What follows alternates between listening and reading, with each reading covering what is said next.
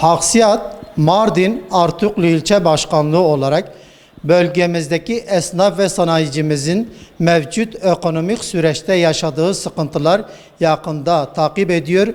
Üyelerimizin beklentileri ve çözüm önerilerimiz için çalışmaktayız.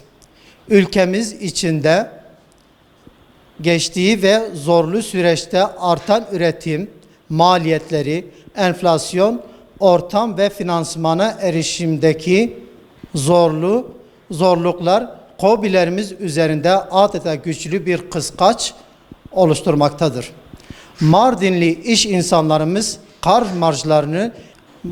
marjlarının erişmesi ve nakit akışındaki tıkanıklıklar nedeniyle büyük bir özveriyle ayakta kalma mücadelesi vermektedir. Özellikle yüksek faiz oranları piyasada ciddi bir durgunluğa neden olmaktadır. Sermayenin reel üretim ve ticari faaliyetler yerine yüksek faiz getirisine yönelmesi, esnafın ve sanayicinin nakit akışı daraltarak ticari faaliyetlerine ciddi boyutta zarar vermektedir. Yatırım kararlarının ertelediği istihdamda temkinli adımların atıldığı bu süreçte işletmelerimizin sürdürülebilirliği için somut adımlar atılması şarttır. Bu doğrultuda devletimizden ve ilgili mercilerden beklentimiz olarak çözüm önerilerimiz şu başlıklarla sunuyoruz. 1.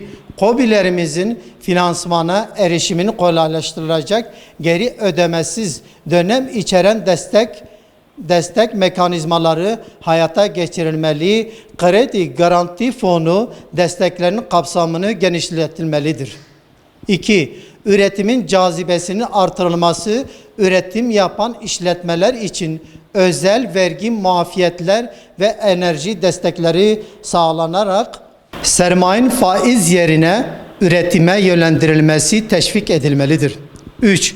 Maliyet yüklerinin hafifletilmesi, vergi ve SSK borçları için uzun vadeli faizsiz yapılandırma seçenekleri sunulmalıdır. 4. Yatırım ve istihdamın korunması, yatırımcı riskini paylaşacak bölgesel teşvik artırılmalı ve mevcut istihdamın korunması adına ekonomik durgunluk dönemlerinden daha esnek destek mekanizmaları devreye alınmalıdır. Mardin'in ticari potansiyeline ve esnaflarımızın üretme azmine inancımız tamdır. Haksiyat ailesi olarak çözüm önerilerimiz hayata geçirilmesi noktasında tüm platformlarda sesimiz olmaya devam edecektir.